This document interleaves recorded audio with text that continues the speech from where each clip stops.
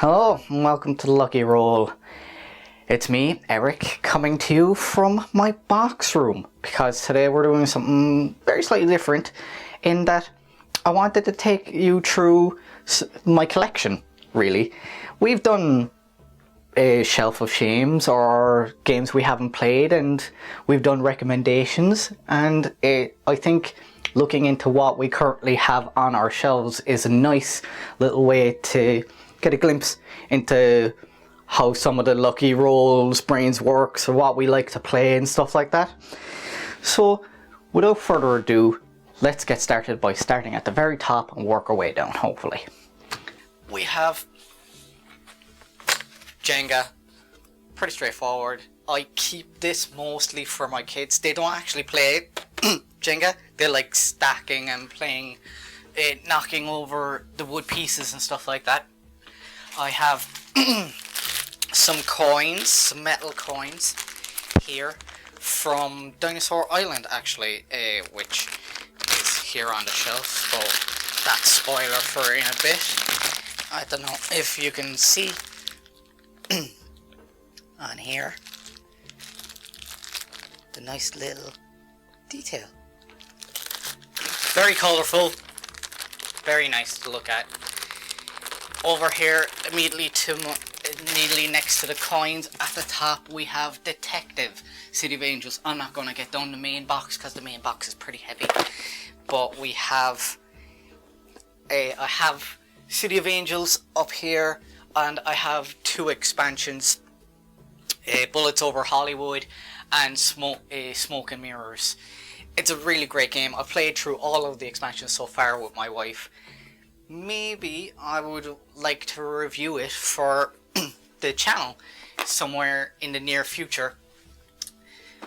Some of the main expansions fits into the big box, and the new expansion has room for individual cases, but I haven't gotten rid of the boxes and I keep them separated because the art is just so nice. It's hard to get rid of that. We have a Kickstarter I backed. I think I played it once. Enchanters here. It's mostly about collecting items and stuff to defeat various monsters. You get points based off of that and what have you. Pretty okay game from what I remember that one time I played. We have Skull, a fantastic push your luck / bluffing game where it's all about the coasters and not getting the skull by betting and stuff like that. Really cool, really fun. Had loads of plays of it. Loads of plays of this as well. Ghost Splits. We played it in our local group a bunch of times. It's about finding what matches on the cards, but if there's nothing matches on the cards, it's finding what doesn't match and snatching that as quickly as you can. There's been a few minor injuries as a result of that game, so you can imagine. We have Hey, That's My Fish. All about playing as penguins, trying to get fish. There's tiles, but the tiles disappear after you've moved on to them, off of them even, and getting the most fish as you can. So it's like an allegory for the melting polar ice caps, weirdly, and being as cutthroat a penguin as you possibly can. We have Citadels, a nice little. This is the older, more classic version. There's obviously a nice, brand new, all new artwork one from the last couple of years. A bigger box, more rolls and stuff like that, but this is fantastic to play still anyway, building up various little things in it. You'll start to notice that my top shelf is just like more the smaller stuff, and I kind of just, there's no real standardization to organization here. We have Tiny Epic Galaxies, again about going out into space, colonizing planets, getting points, all that nice stuff. I've played this a couple of times. I really enjoy this actually. I probably don't play it as much as I ought to, but it's a game that even I think my wife has enjoyed. Well, she doesn't play games very much. We have 2-player only Tides of Madness. It's like a variation of Tides of Time, about collecting symbols by playing cards. It's drafting between you and one other player because it's 2-player only. So from Portal Games, I played this actually with our editor and James, so that was fun enough. Trying not to go insane from that. Another Kickstarter here, we have Out of the Woods from American McGee, which actually did video games, Alice, Madness Returns and stuff like that, which is like a more gothic, twisted variation of Alice in Wonderland. I'm trying to show you some art because I don't think I can show you a bunch of the art. Yeah, no, I can't show you any of that art because it's a little bit gruesome. I wouldn't want to mess up any stuff, but it's what can I compare it to? It's kind of like Uno, but with more graphic detail, obviously, in it. And the theme revolves around Grimm's fairy tales. You can see some actually okay art back here. You can definitely see Americans' style coming to it. I got a scarf as well to go with this, like you're almost supposed to play on the scarf. It's a pretty nice looking silk scarf and whatnot. The only issue I have with that is that there was a couple of questions and they're just not covered in the rule book at all, so they fell down on the rule book a little bit. But other than that, it's an okay game. Institute, we have Institute for Magical Arts here. A 2-player specific game. My wife absolutely loves this game. This is a great little game about becoming principal of a magic school by gaining items of magical powers and influencing the teachers up to a certain amount of points, and then you kind of just win from there. But it's like, you see this nice little handy box, but this is like, I'd be afraid to open this because it's actually jammed packed with all the stuff I have in there, bagged up and everything like that. We have a quote-unquote party game, I guess, but it's mostly social deduction in Secrets from Bruno Fedudi and Eric M. Lang. And this is a Cold War Russia. I had it upside down. It doesn't really matter though. Cold War Russia, in that some of you are playing as the CIA and some are playing as the Soviets, and then there's one person who's a hippie who doesn't want anything to do with the war whatsoever.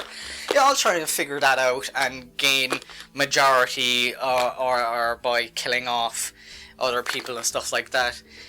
It's really, really, really good. It's a good fun game. We've played that a bunch of times. I like the tokens for the hippies and the CIA and stuff like that. They're big plastic tokens. Really super nice to have and hold and stuff like that. We have another game from the likes of Steve Finn. This is Steve Finn, Eduardo Baraf, and art by Bess Sobel, who does fantastic art. She did some of the art on Wingspan and stuff like that. She does super fantastic art, especially when it comes to nature and stuff like that. This is about painting scenery. It's pretty chilled out. You just move your little guy around to a scenery and you paint that scenery and you get points based off of that scenery and stuff like that. It's really nice, super relaxed. You're going to see probably a couple of games from Steve Finn. Institute for Magical Arts was from Steve Finn, and so is this, because once we found that one, Magical Arts, my wife really liked that, and now coincidentally likes pretty much all of Dr. Finn's which is his publishing company, Stephen's games, because they're all kind of like fairly straightforward to understand, but they're lovely to look at and they're really fun to play. We have a bigger play count game in Get Bit, which is 2 to 6 players, and it's about avoiding this shark back here. By playing cards and stuff like that, you're just like, you don't have to be fast, but you just have to be faster than the guy behind you, because he's gonna get bit. You see, and it's really fun. It's super cool in that it has these plastic little guys in it that you can remove their limbs and stuff like that. Let's see, right there. Look at that. You can remove his arms, his legs, and stuff like that, just to know how much of your life you have left. And once you've lost all your limbs, obviously you're out of the game. Now I'm trying not to knock stuff over. Now we have Sushi Go. Fantastic card drafting game revolved around little sushis. We have a little sushi. The fact that it comes in this nice tidy little tin. There is Sushi Go Party, which people recommend to no end, and I would heartily recommend this as a card drafting game. It's nice and easy to understand. It's great fun. This is like the sushi is adorably cute in it. We have another 2-player game. Like you see, I have a couple of 2-player games, or games that play really well in 2-player, because the majority of the time, if I want to try and play it, I need to play with just my partner, just my wife. So I have Jaipur, one of probably the best 2-player games you could get, full stop. I mean, like, this thing is fantastic. It's all about spice trading, or spice and gem trading and stuff. It's just pure trading in Jaipur, and you get based off of how much you trade in. You get points off that, plus randomized points based on how many cards you put in. So if you put 4 of the same card, you could pick from wild tokens that are based off of 4, but they have multiple points then. So like if you traded in 2 or traded in 3, like the points you could get from that stack would probably be 1 to 3. If you traded in 4, it's like 5 to 6, 4, 5 and 6 and stuff like that. You get me? So I played it quite a lot. I took out the insert in it. This also, again, that's the older one, but it has newer art that looks even better again than what that looks like. Oh my god, it looks so nice. We have Gloom. This is about having the most fantastical, or I suppose most horrible death you can physically have for your entire family. So it's like they're basically the Addams family, but yeah, they actively want to die. And I think this game is really cool in that it has these see-through transparent cards, if you can see there, specifically so you can stack things on top of it for when you need to add stuff to them for making your life more miserable. Like here, let's see, you were in this instance, you were delighted by ducklings, so that's not good. You want to have a miserable life, so somebody else could play that on you, and you see you have the points on top, like kind of like that. And if the more negative points you have, the better. So somebody playing that on top of your character there, like that, before they die, is not good. But like because of the premise of it, it's kind of interesting. It's a little bit unusual. I have here Geek Battle. I'm not going to hold back on like what I show at all, because this is what I have, and this is what I have up here. Hiding things from you isn't really great fun. So Geek Battle is just a quiz game. It's just a quiz game. My wife got it for me years and years and years ago, probably when I was just starting my collection. The trivia in it is geeky related, sci-fi, books, stuff like that. I played it to death. I don't know why I haven't gotten rid of it. Probably haven't gotten rid of it because it was a gift from my wife, and I liked it. But we played it to death so much that we can't play it anymore. Now I have to take some stuff out in order to get to Dr. Finn's next game I have in my collection. And so you see, I told you, little flower shop. This is drafting. Well, you're drafting flowers, vases, in order to sell. So like if you have a really nice display here going from what you've drafted, you get more points. So you draft a vase, and then you try to match up the flower cards to go with the vase in order to get points and sell it off and stuff like that. It's a great little game. Short, it's fairly short, but that doesn't stop it from being fantastic. Now, there's no real order, like I said, because I just kind of did it whatever fit on my shelves, and it just kind of goes from big to small as you kind of go along. I don't know if you can notice that here and here, you know, but yeah, and that's I tried to fit as much as I physically could onto one shelf to try not have too much overlap, but I still have overlap, and we'll see to that in a minute. Anyway, next game is one of the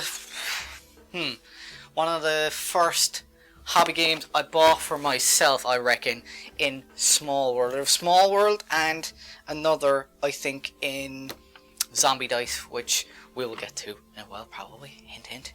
Spoiler alert. Small World. Yeah, Small World is purely army invading, killing your friends and stuff like that. But with all fantasy races, and I saw this from Tabletop by Will Wheaton, which really got me into board games, and you'll probably start to notice as we go through my collection that like I built a lot of my games around what I saw off of Tabletop, because they just look so fun. They looked incredibly fun, and I hadn't realised there was games like that out there. Now, this next box is Ticket to Ride Asia, but this isn't an actual game. It's an expansion for Ticket to Ride, which is just over here. It's the base normal Ticket to Ride USA, if you will. And I think if you're watching this and you don't know about Ticket to Ride at this stage, then you're probably not really you haven't really gotten into the hobby as of yet too much, because Ticket to Ride is fantastic family game. I've played it a whole bunch of times. It's great. It's pretty decent with this expansion. I played the Asian expansion, which there's two parts to it. One which has like dangerous mountains, and your trains can fall off and you lose them forever. And there's the 6-player, which has like this co-op aspect to it, which we played. And it was kind of an interesting way to integrate the 6th player. Like there were certain things you couldn't talk about with your partner and stuff like that. It was interesting and fairly fun to play. We have another Days of Wonder game. What's that? Now we have this 1, 2, and 3 with Ticket to Ride and Small World here. Cargo Noir. I got this because I was starting to really like the Days of Wonder stuff. Noir is you're running a crime syndicate, unfortunately, and you just go to these places to pick up black market goods and trade them off, but you trade them off for other prestigious things like big mansions, yachts, stuff like that. But like, it's interesting in that it has like this kind of weird bidding method to it. Like, so like you bid almost last as a part of your action.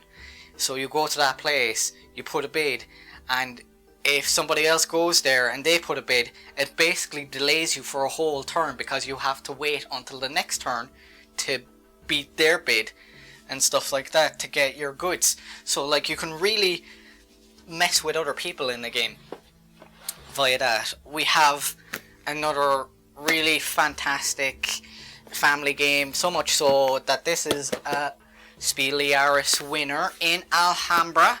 Alhambra is about building your Alhambra by various point cards and stuff like the tiles, and it's based off of once the scoring card comes out, you score on how many of a specific thing you have in your Alhambra, your connecting walls, all that stuff. Very cool, brilliant game. Now, let's see. Have we had one I haven't played yet?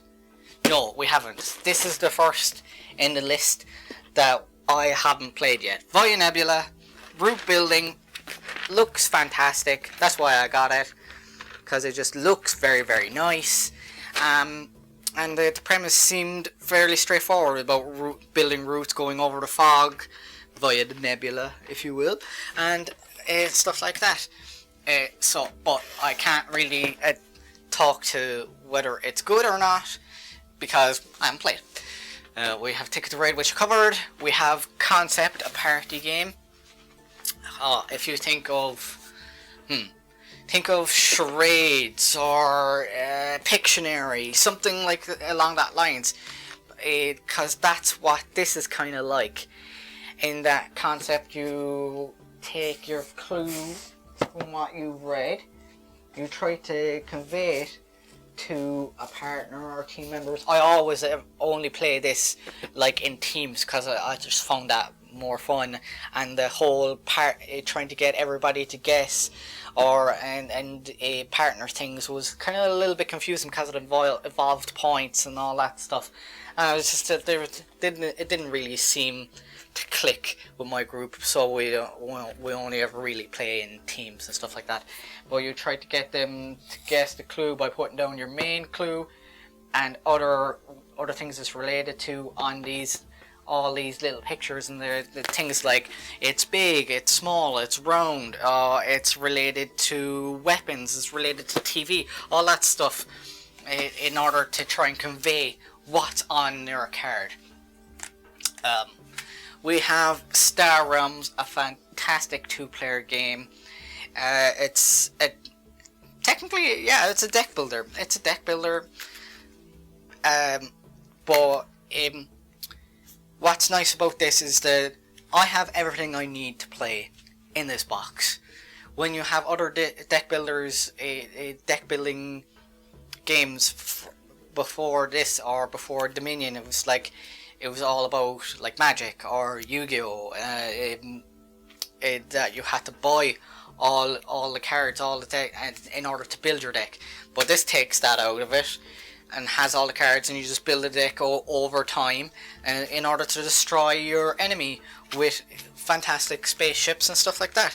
Great little two-player game. Actually, it can be played more than two-player, but you need more than that. I'll keep that off for a second while we have a look at Smash Up.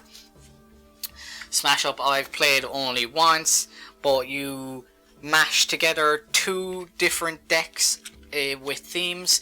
So like zombies and aliens, or ninja Frankensteins, or something like that, you know. It's a lot of pop culture references, and you just try and take over these bases with the cards in your deck and stuff like that. And once you've taken enough bases with the points, you win, obviously. It was pretty neat. I think the premise of just mashing up the pop culture to pop culture decks, like the way the decks are themed and the powers that they have, but mashing them together is pretty neat and pretty fun. We have another game from Pencil First, which the other was Sunset Over Water, and we have Herbaceous. So again, Steve Finn worked on this, art by Beth Sobel and another designer, Edouard Baraf.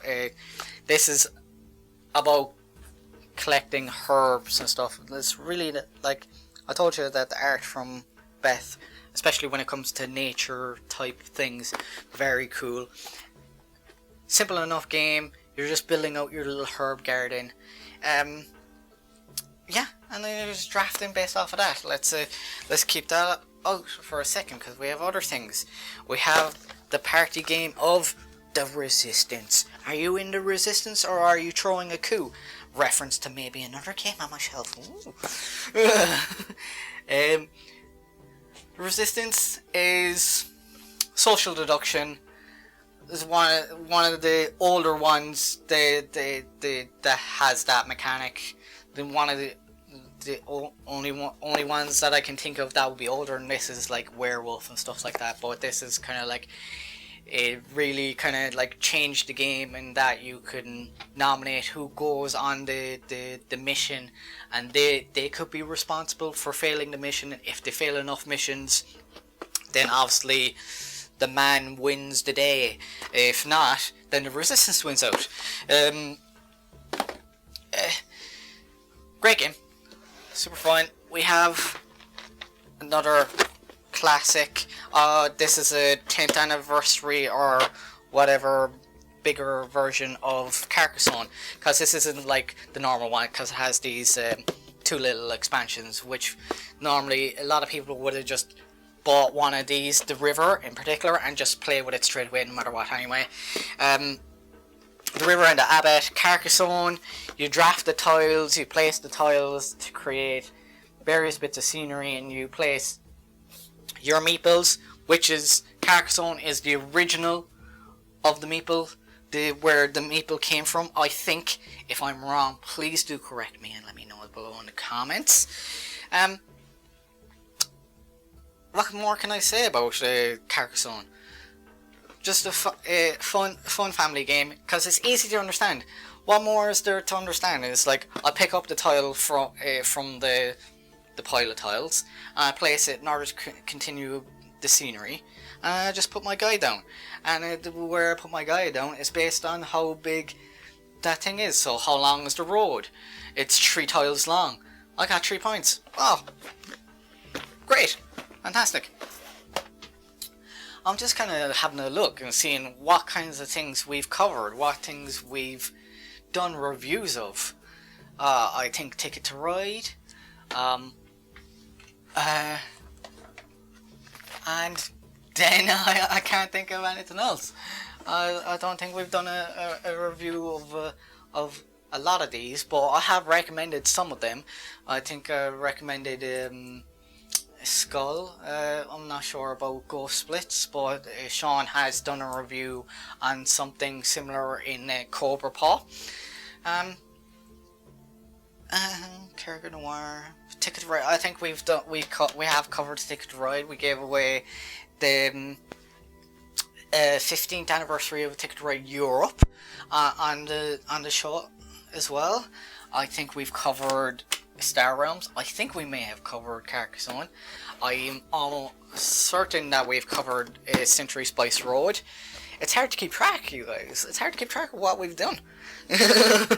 Century Spice Road. I played this at a convention with my wife, and she liked it so much that we wanted to get it. It was this or Splendor, because we had played Splendor at a local board game cafe. That's no longer there, unfortunately, but you know, it is what it is. And she preferred this, so we got this. You're building up your caravan with spices by playing cards. You're kind of basically building out your hand or your deck not really a deck because it's only ever really in your hand, and play those to get spices. Then you trade all those spices for points basically by selling them. Straightforward to understand. Great game.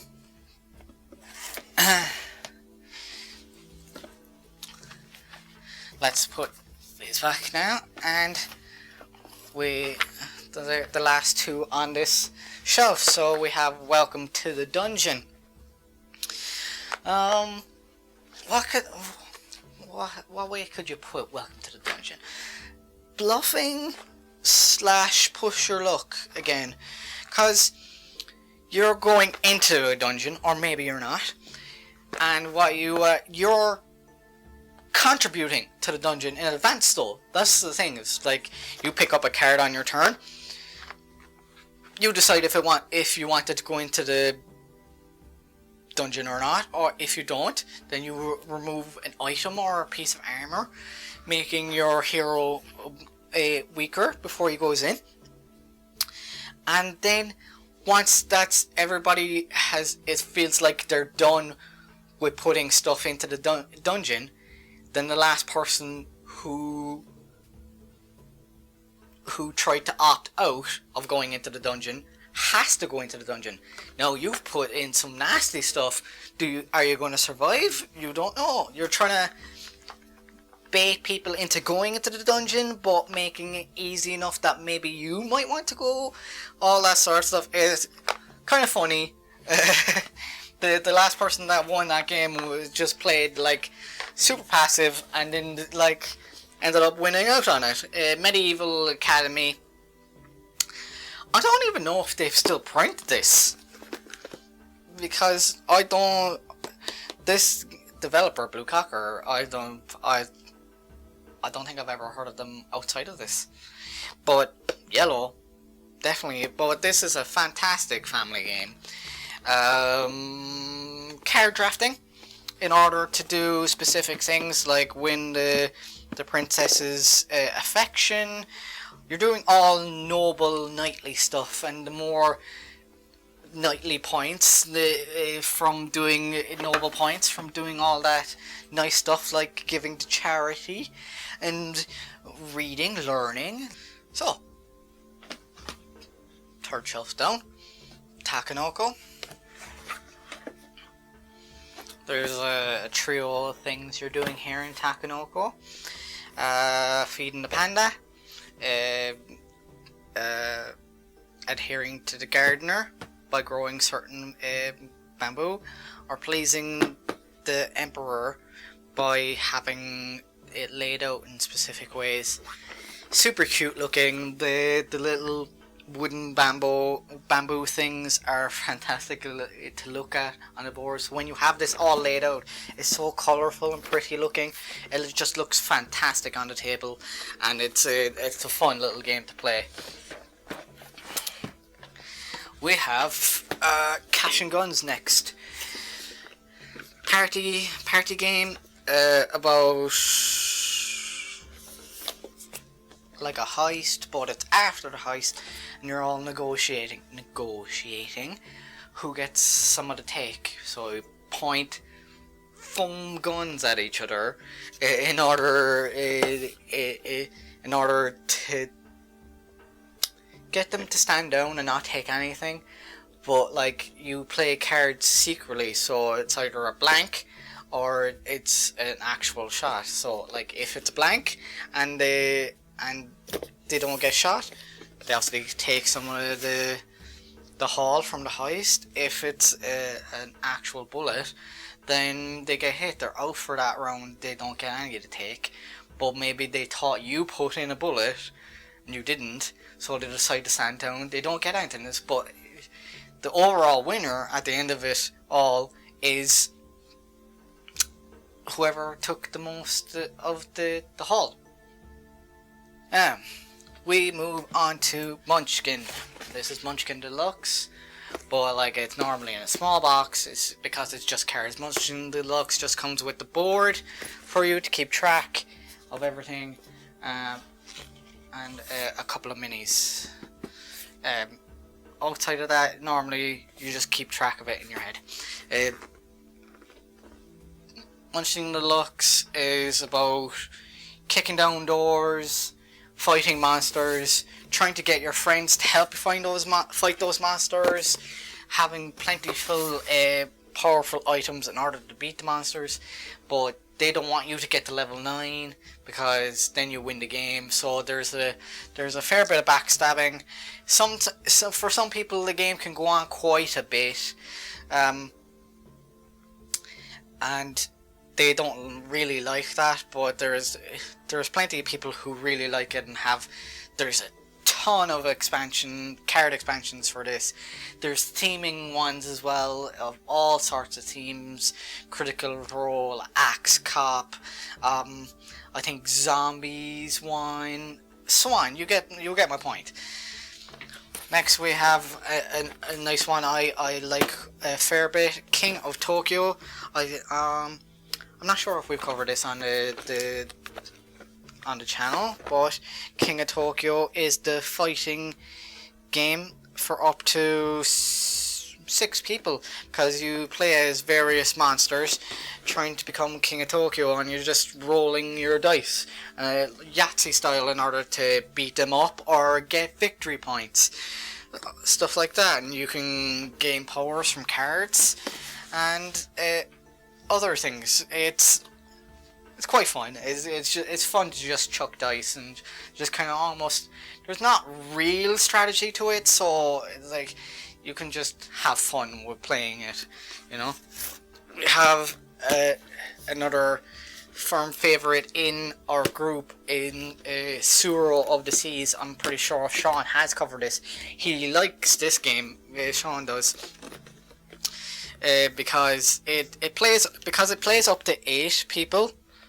Yeah, plays up to 8 people, and all your this time you have a selection of 3 tiles at all times for yourself, and you just play it onto the board, which looks fantastic, by the way. The board is very nicely styled, and you follow the wake of the tile with your boat. And all you're trying to do is stay on the edge of the board, stay on the board without falling off the edge of the world, and avoiding these. They have a proper name, but I'm just going to call them dragons, because what are they? Kaiju. So kaiju are monsters. And maybe flying or dragon monsters, I don't know. But yeah, you're trying to avoid those guys. It's come down to the wire once or twice, whereas like there's very little moves left on the board, and it's just 2 people, and they're just like avidly trying to avoid the monster moving and swallowing them on their tile and stuff like that. Great game, very fun. We have well, finally to another Kickstarter for me, Pepper and Carrot, the potion contest. This is based off of a web comic, I believe, and you're just trying to make potions. You're trying to make it's kind of lateral logic, in you're making your potions, and they only have certain pathways, and you follow along whatever the card says to do. So you could swap the tile with the tile next to it, or you could push a whole row or column and things like that, in order to just get the paths to line up just right so you can match the potion. And if you're the person to complete all 3 of the potions first, then you obviously won. You're the best at making potions. We have a cooperative game in Forbidden Island. James is a big fan of the Forbidden series. We've covered, I believe, Forbidden Desert, and I'm not sure if we covered Forbidden Island as well, but Forbidden Island is the first in the series for it. It's referenced as like a pandemic, like, because you're the mechanics to it are kind of similar. You're on an island, it's sinking. So you have to move around the tiles, get the treasures before it sinks. And there's lots of ways. There's a couple of ways to lose.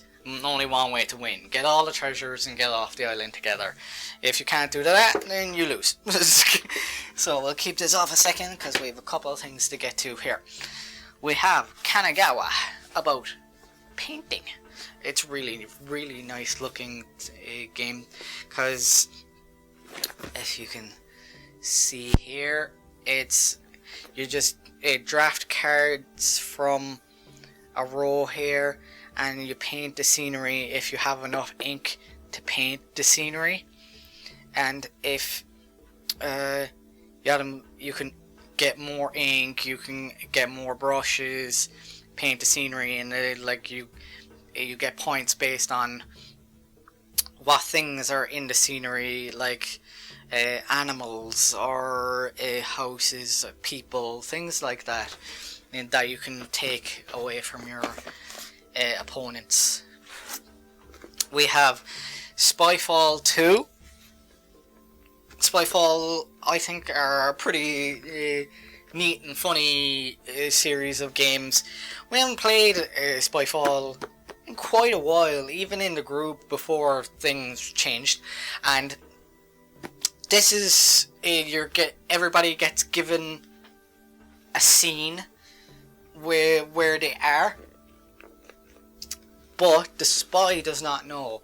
And the whole premise is to find the spy by asking everybody questions about what's the scene, what are you doing in the scene, like why are you in the restaurant, like oh, I'm a chef, I'm cutting up the stuff, what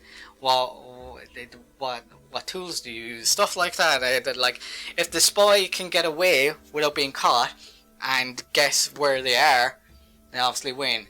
But everybody else, if they can find the spy by voting, obviously, then they win.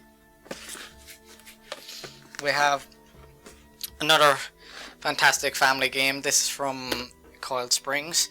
In King Domino, you could actually play this with fairly young people because it's easy to understand, in that they're kind of like dominoes you're laying out in a square. If you have a perfectly symmetrical square without any gaps, you get some bonus points, and you get points based on the crowns times the number of squares that features on. So if you've 2 crowns and you've 3 green pastures, like three green fields, so it's 2 times 3, so 6 points for that. So that's exactly how it works. So pretty straightforward. You're just drafting them from in front of you, like that, and that's how you get the points. So you can see why it's fairly that you could play it with younger people. This one, I have played it with younger people. I played it with my kids.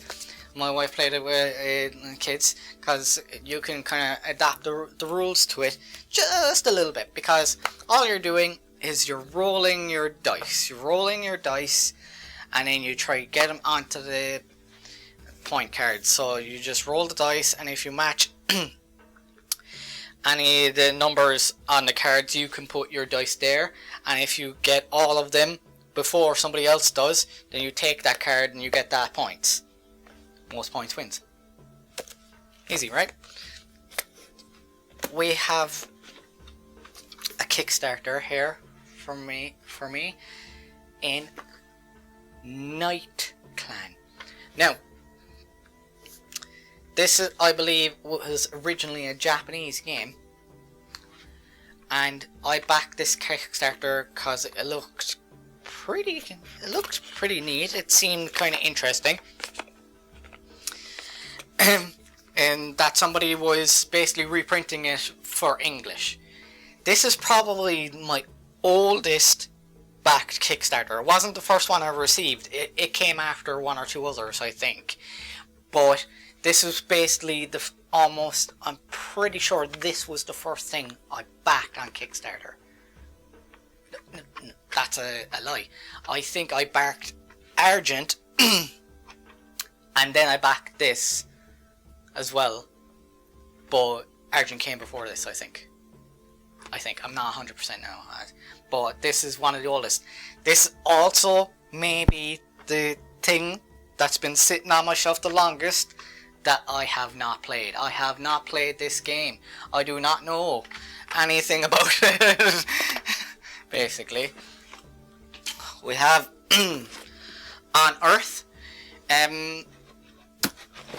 Sean has liked this one, actually. This is a pretty neat little dice-based game. You choose your dice. I think it goes up to a D8 from a D4 or D3. I can't remember which it is.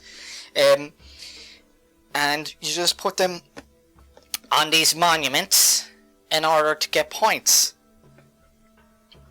And you did based on the theming of the monuments. If you have multiples of them in your hand, you get points. You build out structures with wonders and stuff like that by receiving these little hexes, kinda, to build a bigger hex. And you get a small amount of points. Most of the points are in the cards. There's a couple of points in the wonders. But the art, it reminds me of an isometric game. Like it just give me very, very, very strong video game vibes. It's been fun to play it. I played it a handful of times. It's pretty decent. I can put my clan back. Now we have a pretty popular Kickstarter game in Exploding Kittens. Exploding Kittens was a Kickstarter game. I didn't back it on Kickstarter. I got it much, much later after it came to normal retail. Fantastically popular game. Quite fun. There's a couple of... Maybe you might want to be careful with kids just because of the exploding part. But there's a expressly not safe for working one in a black box. Do. Please be careful if you're gonna get that one. Watch out for it. But it's the whole premise of this game is to just survive the kitten. Do not blow up. Defuse all the kittens. So we move on to Codenames. A great party game. We played it a whole bunch of times. I'd say maybe you might nearly benefit of one of the extra large ones. There's ones of these that come in an extra large box. The cards are bigger, but more importantly, I think the clue index card is bigger. And because sometimes, and I have made mistakes by misreading the clue card for where our spies are on the board. You're just giving one word clues about singular words in order to find your team on the board. And I played it with my family. My family actually really enjoyed it. One New Year a couple of years back. It was great fun. We played it a whole bunch of times in a row. Next we have Game of Thrones references we have Game of Thrones, Hand of the King. You are trying to become Hand of the King by gaining the influence of the various families. It's all just cards laid out on the board, and you move the hand piece through the people. So you'd go House Baratheon. And you say you're moving, and then you move in that direction, and you move that direction. Any of that house you pass through, and the one you land on, you get to keep. And there's only so many members of that family. If you have the majority of members of the family, then you have influence of that family, that family's house, whatever. And if you have the majority of houses, then you become Hand of the King, winning the game. It's actually pretty fun. That's like an interesting little mechanic that I don't think I've seen in other games before. So, here we have Blueprints. Another game I'm not really sure they still print, Because, like, I saw this game because I believe it was Shut Up and Sit Down reviewed it, and it just seemed really interesting because there's the dice are the resources. No, this is on the back of this is like in German or whatever. Yeah, Eltat Island Bauplan. Yeah, that's German. But the rules are I found the rules in English, obviously, so it's all good. And you pick the dice as resources, and you try to build out your blueprint. And if you build out your blueprint, in the way it says, like 2 tall here, 3 tall here, and 1 tall here, for instance, then you'll get the points. You'll get the points for finishing your blueprint. But like each of the individual dice also have points based on where you have them. It's like, I think if you put steel quite high, you get more points based off of it. If you have more of the green ones, which is recycled green materials, the more of those dice you have, the more points it's worth. So like if you have like four of them in your blueprint, then they're worth like a crazy amount of points. I don't know the pointing system because I haven't played it in quite a while. But you hide that all behind your card, so nobody really knows what blueprint you're doing, other than they might try to get around taking your resources from you. The lore, I don't know. This is not half. Half? More than half. It feels like more than half of the games. We'll start to try and get through them, just so we can save time. We have Tokaido, about traveling through Japan as various artists or merchants. It's just all Tokaido is literally about the journey. It's not about the destination. You just whoever has the nicest journey. Basically by having the most food, getting the most souvenirs, all that sort of stuff, wins. Nice little, very chillaxed game. And then we have the opposite in we have Lucidity, 6-sided nightmares, which I think James quite likes this. It's an unusual game in that you're rolling dice in order to wake up from your dreams and not have nightmares, but you could turn into a nightmare. From playing it, that's the best I've done is becoming a nightmare, and I've won games that way. Like, but if everybody turns into a nightmare, the game ends and whoever has the most points wins. But like, I think it might be unbalanced towards nightmares. We have Unfair, about building unusual or maybe perhaps unethically dangerous fun fairs, carnivals, theme parks, whatever you want to call them. I have not played it, so mark that down for me. But it looks interesting. Flamme Rouge, I absolutely love Flamme Rouge. I've recommended it in the past, and I will continue to recommend it. It's ye olden biking, bike race. It's as you can see on the front here, it's won a whole bunch of awards, and you just have to come first in your race by playing your cards properly and stuff like that. But it's never been an outright win for anyone. It's always been close, and that's what I liked about that. We have Happy Salmon in here, party game, kids game, about trying to match the actions with somebody else. It's kind of like Pit in that regard, but somehow more loud, more boisterous than Pit is. Like, we have one of my favorite games on these shelves, like just outright Argent the Consortium. I love Argent the Consortium. It's a worker placement game, but with extra steps, because there's all the magic and your turns become ridiculously long at some points if you want. It's a pretty lengthy game. I wish I could get it to the table more, but it's a big game. It takes up a lot of space. I can't fit it onto my kitchen table at home because my kitchen table isn't that big. We have another worker placement game in Dinosaur Island.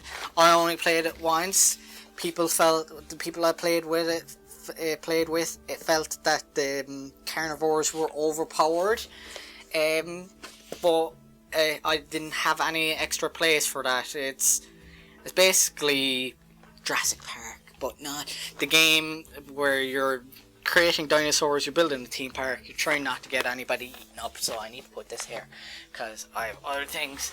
I have a looping plane, which is obviously, as you can tell, is a knockdown version of Loopin' Louie. We've played this even at group, even though it's for kids. It's hilarious fun. I played it with my kids. They enjoy it too. Just trying to knock the plane out of your way. We have Frustration, a game I've played quite a bit with my boys. Just go around the board, get all your men home. Straightforward enough. We have Kerplunk. As you can see, there's quite a few old school ones on this particular shelf. Kerplunk, don't get too many marbles. The most painful part about this game is setting it up. It's just with to do all the straws into the holes. That's always the most annoying part, of that game. Hopefully I should be able to put this back up now. We have Guess Who. You just guess who your partner has. Old school, pretty straightforward to understand and play that. Monopoly Deal. This is like a hard box version that I got in at Aldi. But they still do the cardboard one. You can get the cardboard one for next to nothing, like €5, €6, €7. But it is a fantastic card game. Some of the premises and the theme is the exact same in it throughout, and the fact that it has a really nice defined end to it is the way to go. So that's Monopoly Deal. If you can pick it up, do. We have Pirate Flux here. We've covered Flux on the channel, specifically Monty Python Flux. Everything's in Flux with this game. You just pick up 2 cards, or you pick up a card and you play a card, and the rules change depending on what cards you play. Your goal changes depending on the cards you play and stuff like that. It's a pretty wild game, but Monty Python Flux suits the theme for it. We have Connect 4, with Connecting 4, old school fun, that I got for my kids. We have the Game of Life Junior, which I thoroughly unapologetically enjoy. The Game of Life, the normal one, which is on the shelf over here, and this is the junior one. I got it for my kids. I think I may have gotten this in a charity shop, but I haven't actually played it. So there's another one for you. And Eric's not played it, pile. We have down to next. This is the horizontal shelf, if you will. Everything else has been kind of like mishmash, normally vertical, but this is the horizontal shelf. We have Movable Type from Rob and David, a word building game. I rate this way above Scrabble. This is such a better word game, because you just build the words out of the cards. This is no longer Movable Type. it's done by Osprey Games now as a letterpress. So if you see letterpress, this is the same game, and it's a fantastic game. Struggle for Catan is basically like a card game version of Catan. I think I have played it twice, two or three times, not that many times, but it was a straightforward enough game to play, and I think I enjoyed it. I enjoyed it reasonably well. Got Labyrinth, like family kids game, lateral logic, which my wife absolutely hates. She does not like the logic in this game because the map is always moving and you're just trying to get the objects, creatures in the game while moving the map. We have old school Cluedo. Who did it? We don't know. But I'm a fastidious note taker. I take a lot of notes when it comes to Cluedo. Like an unusual amount. There's the Game of Life that I talked about. This is the more modern one. I did have the older one, but its board and stuff was pretty beat up and the box was falling apart. I had to let that go, sadly. But I have this now, and this one is much more player friendly, I guess is how you would put it, because I've never had a game where anybody has finished under a million on that Game of Life. So there's that. Now, okay, so Ronta, bang, the dice game. Would you call this a party game? It's certainly a bigger player count because it goes up to 8. Everybody knows who the sheriff is. Sheriff's trying to get rid of all the bad guys. The outlaws are trying to get rid of the sheriff and his deputies, mostly the sheriff. And the renegade wants everybody else to lose, so you have to hide that. You just roll your dice, Yahtzee style, get shots and stuff like that. We have Ultimate Werewolf, party game, social deduction, find who's the werewolf, and you can succeed as the villagers. Coup, which I've played an absurd amount of Coup. It's easily in the hundreds and hundreds. I've played Coup.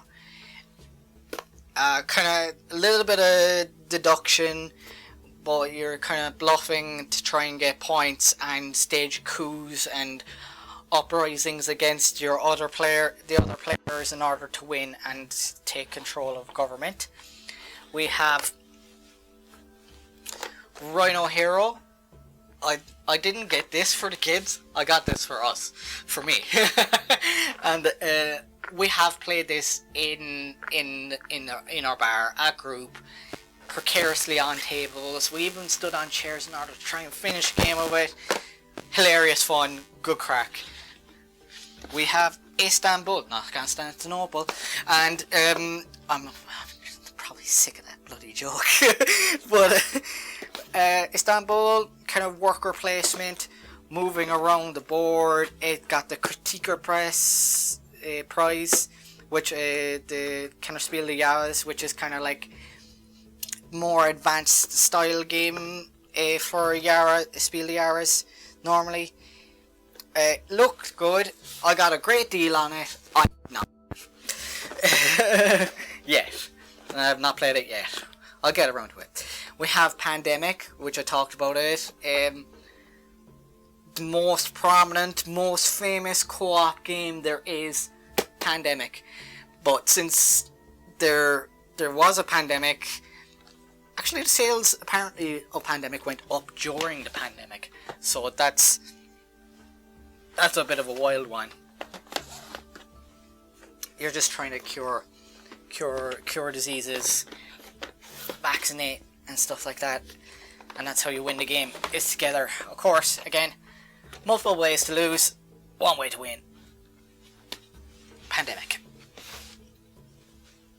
Now, we're over here to Ex Libris.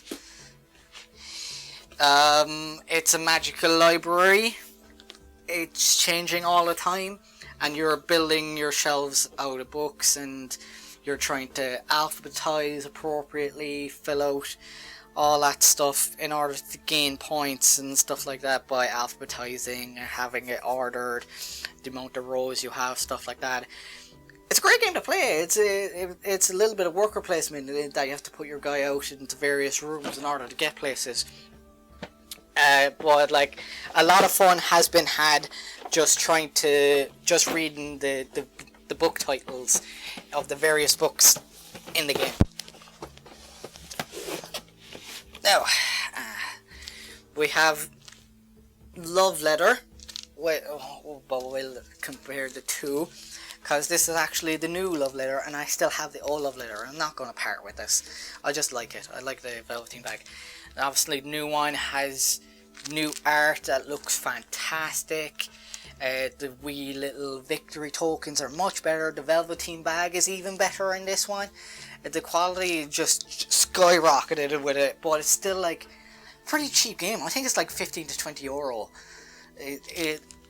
But I've played a lot of this. I can't play it against my sibling because they're insanely good at guessing what I have. We have New York 1901. It's about building the skyscrapers of New York.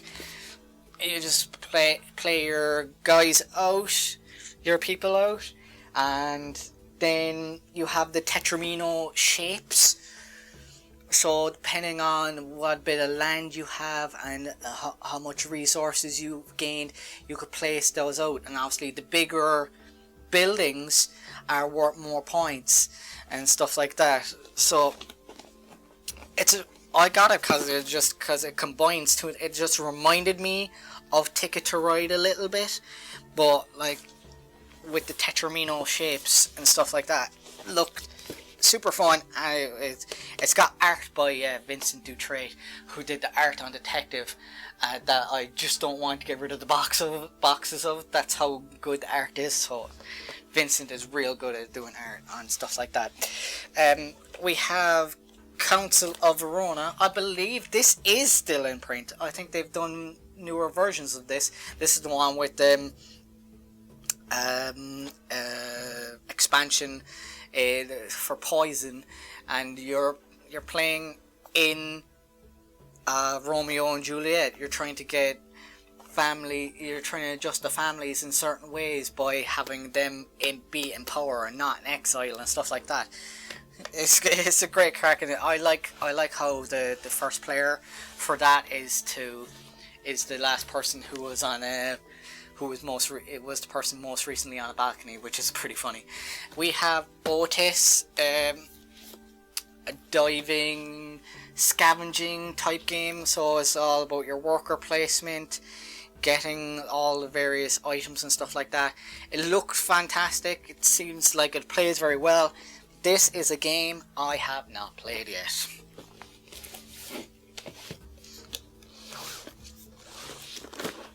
We have Quadropolis. Fantastic game.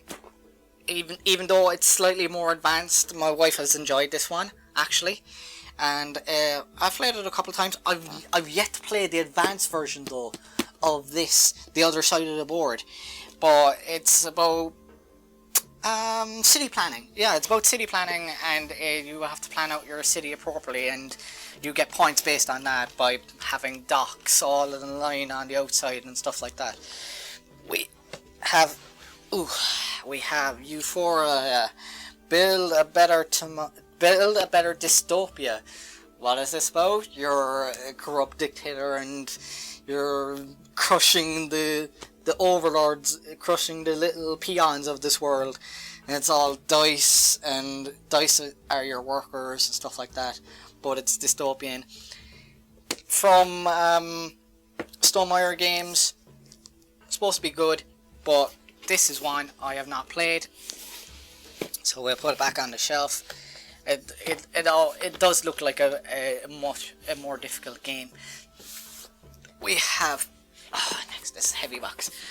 Museum from Holy Grail Games. I quite like this game because most things are never really out of play until you put them into your museum. So there's no discard, it just goes into your basement, but people can still get them off of you. You're just getting various artifacts and stuff like that and displaying them in your museum. And how you display them in your museum, if you have multiple cultures or multiple styles of things like that, multiple of a same kind of thing, like you have multiple war stuff or multiple boats, stuff like that, you get points, things like that. But the point system is finicky because you have to because of the way you lay it out on the museum, and that's the part that most people have trouble with, is just getting it laid out properly is kind of awkward to do. But the rest of the game is fantastic, and this is art again from Vincent Dutrait, and art is astounding in it. No two pieces are the same because it's all based off actual artifacts and stuff like that. Super, just super game. We have Hokkaido, played it once. You're basically building up on either side of a mountain in Hokkaido, and you get points based off of that. Because I only played it once, I don't really have much information on it. Sorry. We have Dare to Dream, which is from an Irish publisher. It's about it's all against one. Somebody plays as the Nightmare, trying to win, scare the little kids by using nightmares, and everybody else is playing as their protectors, like the stuffed bears and stuff like that, fighting against the nightmares, which is kind of cool concept. But unfortunately, I have not played it. We have, oh god, things are jammed together tight on this particular shelf. We have got Scott Pilgrim's Precious Little Card Game. Got it for the IP, and the IP purely because I like Scott Pilgrim. It's a deck builder card game about, I guess, beating your dramas and some of the evil X's and stuff like that. But it's a game I have not played yet, so I can't really comment on it too much. We have Machikoro Bright Lights Big City. Machikoro is a pretty popular big game. Dice rolling, resource gathering by having certain buildings and stuff like that, infrastructure, and you get points off of those when you roll them. But it's like a different variation of the normal Machikoro. I'm not sure what exactly the variation is, but there's a variation to it. And we jumped that back on there. But I haven't played Machikoro either. This is seemingly a shelf filled with stuff I haven't really played, sadly. Now we move on to a two-player specific game in Raptor. Raptor is supposed to be fantastic. You're going to play as the Raptor or scientist trying to capture the Raptors. The Raptors are trying to kill the scientists.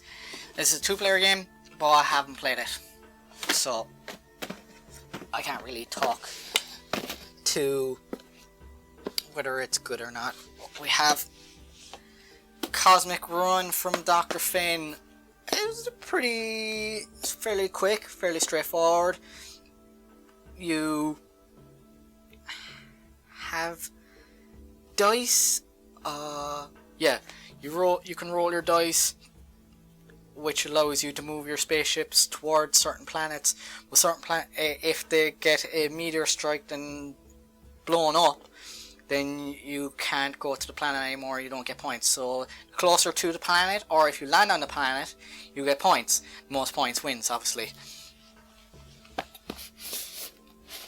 Here we have Final Boss, the card game. This is the last on this particular shelf.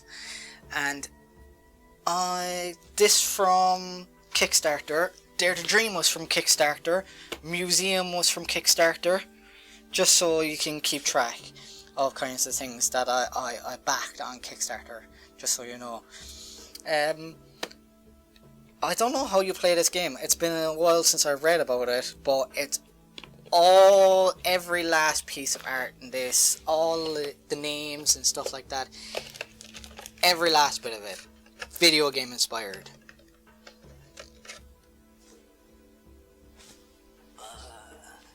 Don't know if you can kind of see night tentacles, and there's like a pinata game there. There's oh, there you go, like an alien jelly or an evil block, like Tetris. So like, I got it because of that video game inspiredness, but I just never got around to playing it. So there's that. So here we are over at my other shelf. It's mostly for storage, so you can see it's much more unkempt than the other one you've seen. But I do have a handful over here because it's overspill. So let's try and get through some of them over here. So over here we see straight away Light Quest that I got for the boys and me to play. I've only played it once or twice. They have found it quite difficult, but it's fun. It's a fun little sliding questing style game. We have Mysterium here.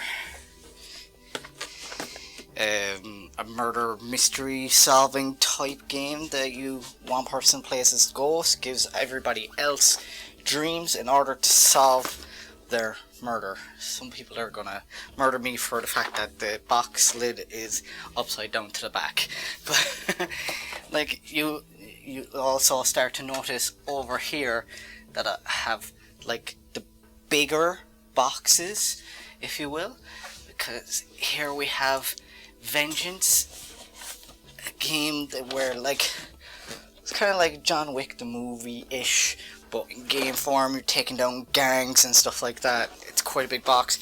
I have not played this though, so chalk that down.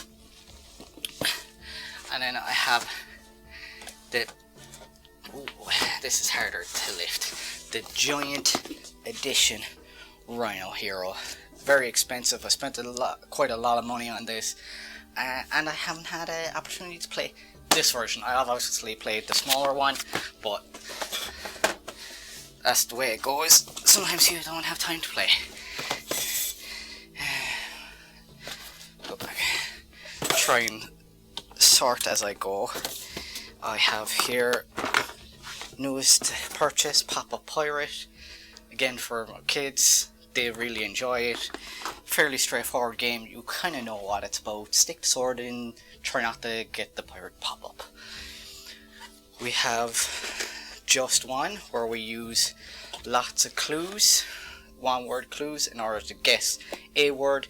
Everybody's working together against the game on this one. We have What Came First. I got this over Christmas to play with friends and family during Christmas. It's all about guessing what came first. You just bet your chips on which particular thing you thought came first, and you move that amount of spaces. We have Blockbuster. I got this just after Christmas. It's VHS shaped. Funnily enough, from Big Potato Games, party game where you're acting out or trying to use words in order to get your teammates to guess what word is under there. And I haven't played this yet because it's pretty new. What do we have? What else do we have here?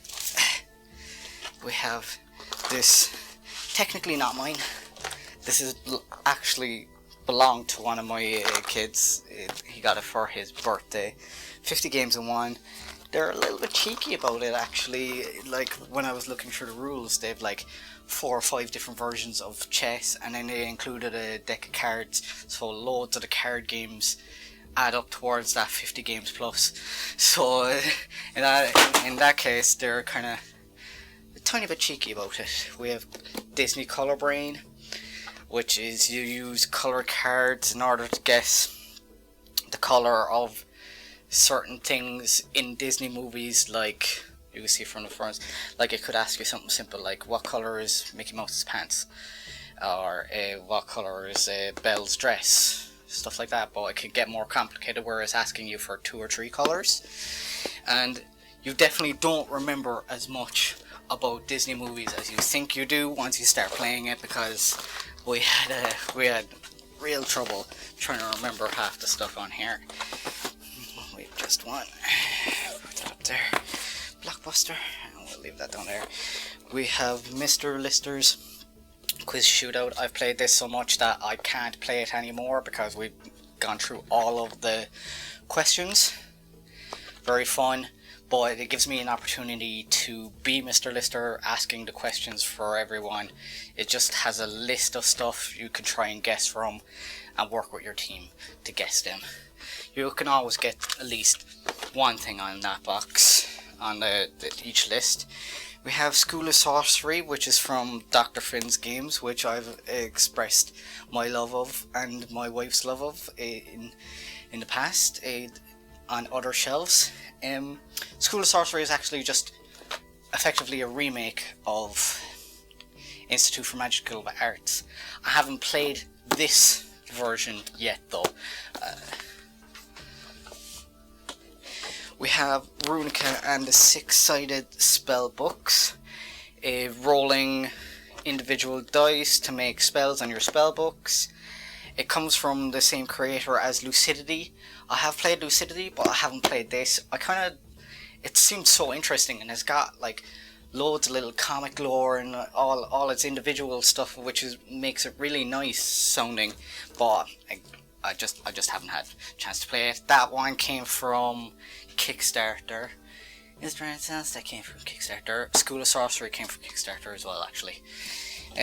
We have something some basic stuff here. We have the Dnd Essentials Kit. I probably shouldn't have to explain this to you. It's just a beginner's box for D&D. We have D&D Monster Manual, and we have Things from the Flood, which is a sequel to Tales from the Loop, an RPG. I haven't had a chance to play it, but if you think it kind of like Stranger Things and like that, shows like that, that's what the kind of vibe of this is. Kind of semi-modern, but like your teenagers or people investigating mysterious goings on around your town that is unfortunately stuck in the loop. So we move on to my final shelf. I don't know what else to say about it other than basically coming to the end of it, and there's not too many more games of which to point out. Now, here we have Marvel Champions, deck building superhero game. I believe Sean has reviewed this. I think we may have given a copy of this away as well. I can't 100% remember, but this is a sealed copy that James had lying around. He gave it to me. I obviously, as you can still see, the shrink wrap's still on it. I haven't had a chance to play it myself. We have Big Boy Ticket to Ride Europe 15th anniversary. I'm not going to tilt this too much. It's actually a very heavy box. It's the same as Ticket to Ride Europe. I have the American one, so it's like, in that sense, I'm not really technically doubling up because I don't have normal Ticket to Ride Europe, but I have this nice, super fancy version of it now, and I have the base one along with an expansion. We have one over here, which I am not going to lift up because it is a big box, in Imperial Spells and Steam, a route building, resource gathering kind of game from Level 99. I absolutely love Level 99's Argent the Consortium. Was one of my favourite games. I've said that already, but I got this from Kickstarter, and if you recall, I did do an unboxing, but I also had this in my unplayed pile when we did an unplayed games top 5 that we kind of wanted to play, and this was on it. I have played it since then, yay! But it's only the one time I've played it. I'm hoping to play it more, and then hopefully in the future review it off the basis of that. But from that one play, this could quickly become another favourite of mine from level 99. I really enjoyed the gameplay out of it. So we have some dice trays, some dice, which I'll move out of the way. We have 2 War here. It's a card game. I literally no idea what it's about. I got it for free with a Kickstarter that came super late as an apology. So that's all I know about that. We have 30 Seconds, an Irish party style game where you get a card of five things, people, whatever on it. You try and get your team to guess as many of the 5 as you can in the 30 seconds. We have Lords of Vegas, which came from Kickstarter because they did reprints and they had an expansion to come with it. I got this. I got the Up expansion and their new kind of mafioso style one. What one's that? What's that called? It's called Underworld. There we go. I have the box of it up there, but both the boxes are empty because I have everything in the main box. Lords Vegas, very fun. Great game. I think this could take the place of Monopoly if you're playing that, because like it's all about properties and kind of like messing with each other, so like there's all that aspect. Another very big box, or not very big but fairly large box from Kickstarter in Sleeping Gods from Red Raven Games. I'm gonna put that down, it's so heavy. Whew. That is a heavy box of stuff. I'd always wanted to get one of the Ryan Lockett's Red Raven's adventure style games, so Above and Below, Near and Far, those ones. And this one was coming out on Kickstarter and I couldn't just miss it. But unfortunately for now, I have not played it yet. So another Kickstarter that's come and gone, and I've not been able to play it yet, obviously. Harry Potter Trivial Pursuit. The trivia style game, but just Harry Potter sections. We have snakes and ladders for my kids. That's not a game. We have some token trays, very nice triangle token trays. We have a game that took quite a long time to get to me in Pepper and Carrot. I may have Pepper and Carrots over on the other shelf as well, because I actually technically got 2 copies because one came very late and without all of the extras that I had ordered. So in order to get the extras, you just basically send me another whole copy with everything I needed in it. We have Zombie Dice, one of the first games I bought. I bought this along with Small World myself. I paid a pretty penny because it actually ended up coming from America, both of those at the time. I did not realise that, and I had to pay it on the customs when it came in, so it cost a lot more than what I should have, unfortunately. But I learned that lesson. That's a lesson to learn. Here we have Lords of Waterdeep worker placement game, very famous. Again, I saw it on tabletop, much like Small World, much like Zombie Dice.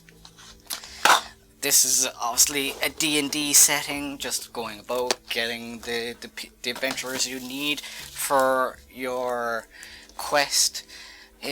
Hopefully mucking up other people on those quests and getting as many points as is humanly possible. And that would be it from all of my games. How many did I have unplayed? I don't remember. How many come from Kickstarter? Again, I don't remember. Maybe you were keeping track, if you were keeping track, or maybe if James puts it in later, I don't know. Let me know below. Did you see things on my shelf that you had on my shelves that you'd like to have play, or that you yourself have and have played? What do you like about them? Tell me. And hopefully I'll see you soon again on the Lucky Roll. I've been Eric, and see you next time. Bye bye. Okay, that's you. Why don't you go over there?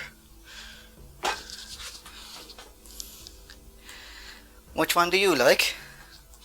The favorite game is the man game, and my also favorite game is the airplane one. Why do you like those? 'Cause they're my fave. They're your fave? Yeah. Say goodbye. Bye, James. I'm here.